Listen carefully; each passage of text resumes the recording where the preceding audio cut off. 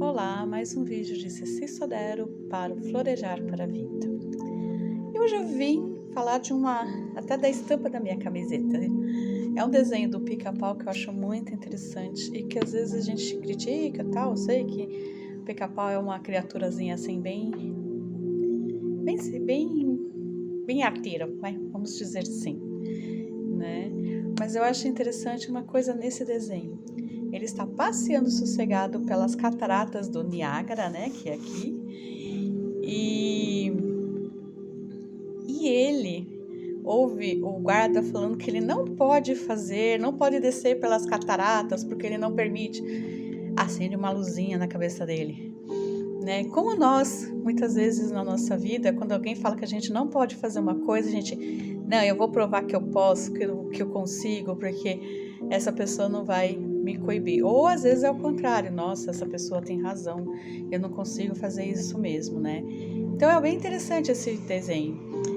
E o Pica-Pau, ele arranja todos os equipamentos, todo momento ele arranja os equipamentos para poder descer pelas cataratas, né? O guarda tenta de tudo para parar ele. Não que seja certo, tá, gente? Mas é que eu acho interessante o enredo do filme. Por mais que o guarda tente parar, ele nunca desiste. O guarda chega até fechar as águas das cataratas, né?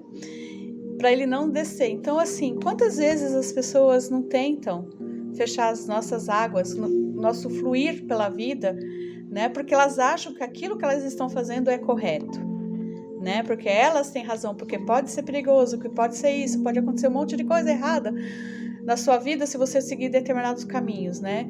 Não que a pessoa esteja sendo má, às vezes a pessoa está até preocupada com o teu destino mesmo, né? É bem interessante. Eu tô pegando pontos e não tô falando o desenho inteiro, porque eu acho que é interessante a gente também pegar, porque se eu for fazer uma análise do desenho, vai falar, o Pica-Pau é um terror. Mas a parte emocional, a parte psicológica dele é bem interessante, o que ele quer dizer pro nosso inconsciente, né? E fora as musiquinhas que vão tocando junto, né? Que também vão trabalhando o inconsciente da gente. Muitas vezes a gente vê a parte prática do desenho, a gente vê a parte automática do desenho, mas não vê o que às vezes pode estar querendo dizer também, né? Não que eu vá falar para alguém descer as cataratas do Niágara dentro de um barril, não é isso. Mas no final acaba o guarda descendo nas cataratas do Niágara de barril com todos os outros, né? Porque o Pica-Pau compra um monte de barril para poder tentar descer em algum deles. Então, assim, o Pica-Pau, nesse sentido, o que ele representa? O que a gente pode tirar disso? Que a gente nunca deve desistir de um sonho que às vezes parece muito louco para as pessoas e para nós não é, né? Tanto que ele consegue descer a catarata do Niágara dentro de um barril, dá multa no guarda e sobe pela catarata novamente. Ou seja, tudo que pode parecer impossível para o outro, para nós não é. Desde que a gente acredite nisso, desde que a gente realmente vá a fundo nisso, né? O que impede a gente de conseguir os nossos verdadeiros e reais objetivos são as nossas crenças, né? De que eu não posso, de que vai ser perigoso, de que eu não consigo, né? Eu não tenho essa autoridade, eu não tenho essa autonomia. Porque no fundo, vamos dizer que o Pica-Pau e o guarda são dois seres na nossa mente trabalhando, né? Um querendo te proteger de todo tipo de problema, porque ele foi criado desse jeito, ele não tá errado.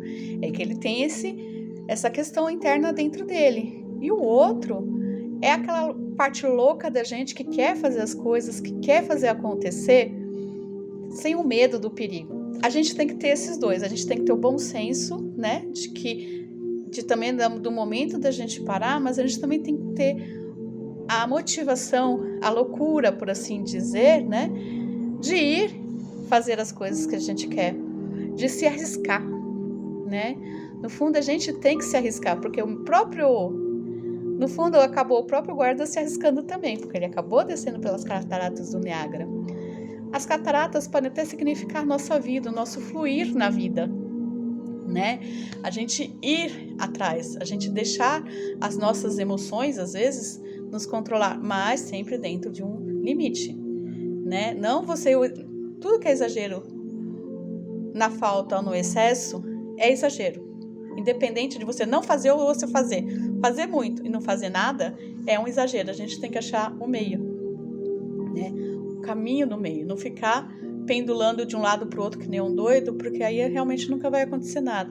Quando a gente consegue se centrar, a gente consegue ser um pouco louco, volta para o caminho, consegue ser um pouco certo, volta, ou um pouco metódico, um pouco parado, né, por assim dizer, vai. Um é muito louco, o outro é muito centrado. Então, o caminho do meio, nem louco, nem muito centrado, né? Então, é sempre o caminho do meio, né? E é bem interessante porque no final das contas, quando a gente dá um pouco de louco também, o nosso campo eletromagnético ele se expande e tudo vem pra gente, né? Vocês acharam que eu não ia falar do campo eletromagnético, mas eu não resisto a não falar dele, porque ele é uma das coisas que a gente sempre tem que estar atento, porque ele atrai as coisas pra gente ou ele repele as coisas da gente, tá bom? Então, você hoje, esses dias, como você tá? Muito pica-pau, muito guarda que toma conta do pica-pau nas cataratas do Niágara.